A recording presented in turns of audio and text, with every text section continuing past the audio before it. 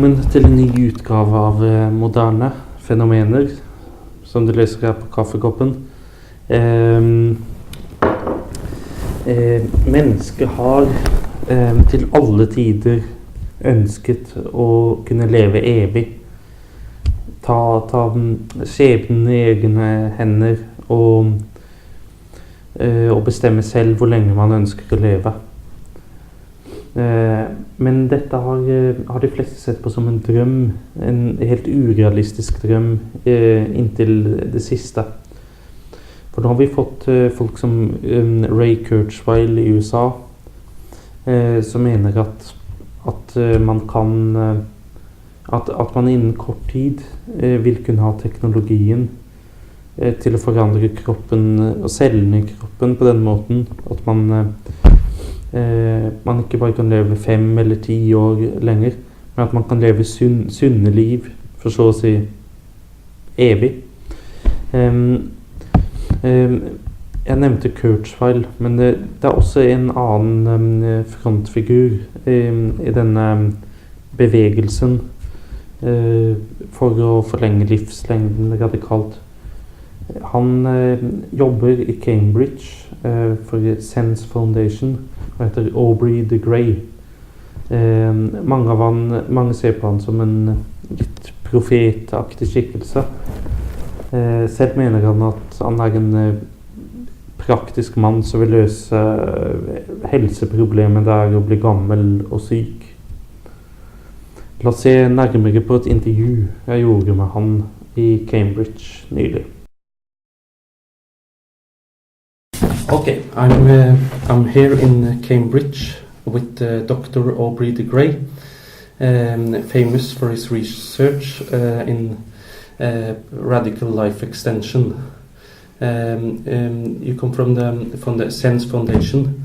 Would you like to tell a little about how it started, Sense Foundation? Sense Foundation is actually a new organization. It was only founded about 18 months ago. It was created as a sort of offshoot of the Methuselah Foundation, which was a charity, a US charity, but, created in 2002. The Methuselah Foundation was created to do two things. Number one, it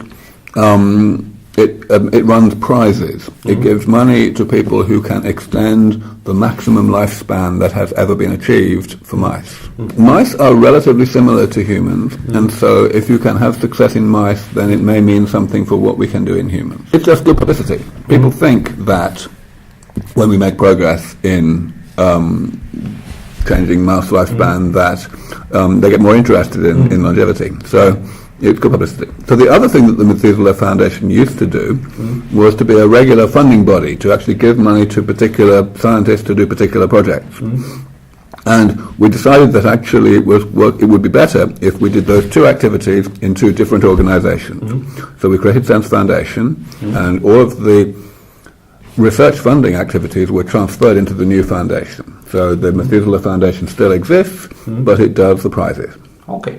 But why do you have like a personal interest in this subject? I'm interested in delaying aging and defeating aging because aging is bad for you. It's purely humanitarian. I'm interested in stopping people from getting sick. I think it's very important to understand I am not trying to extend people's lives just for the sake of extending people's lives. I'm interested in health. And the only real difference between what I do, my foundation does, and what the whole of the medical profession does is that I think we have a good chance within the next few decades of actually developing medicine that is so good, so comprehensive, that we can keep people really healthy however long they live.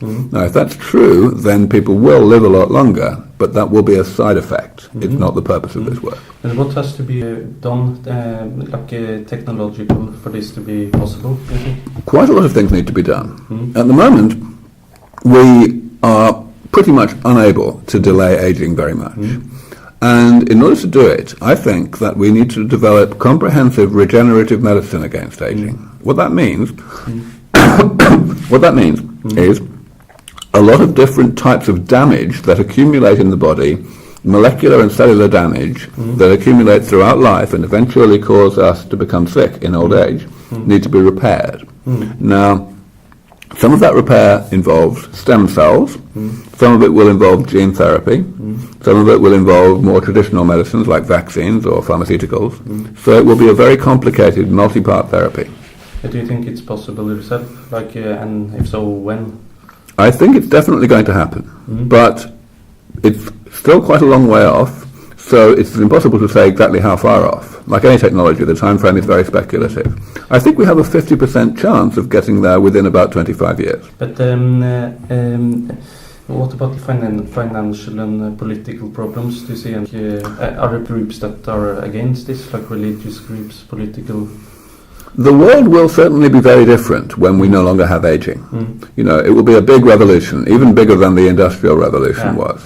But that's okay. You know, I mean, there are not many people who would want to go back before the Industrial Revolution. Definitely. Right. So we definitely need to not be scared of these therapies. We need to think about the problems that might be created as a result of getting rid of aging. But we must never forget that we have a problem today. People get sick. A lot of people get sick. And they die because of aging. So, you know, there are certainly people who today will say, from political or sociological reasons, or for theological reasons, or for economic reasons, or whatever, that actually this is a bad idea. But they are saying that because they are focusing on the problems and forgetting about the problem that we are solving. But why do you think regular people have problems with this? When I talk to many before going here, I want to die, it's like normal, that's what everybody says. I think there is an easy explanation. It's simple, really. Until very recently, there has not been any reason to believe that we could do anything about aging in time for anyone alive today. It's only now that we are getting to the point where regenerative medicine could potentially really combat aging well. That's what I have been working on. So people are afraid of it because it's new, or it's... Sort of. I mean, really no. It's more that people have always been afraid of aging, but they have known that they could not do anything about it. So they had to choose between, on the one hand, you know, being preoccupied by this terrible thing that was going to happen to them in the distant future, you know, and that they couldn't do anything about, or else just trying to put it out of their minds and get on with their lives and make the best of it. And of course, hang on, the thing is that it made sense to do that, to put it out of their minds, and it didn't matter how they did it.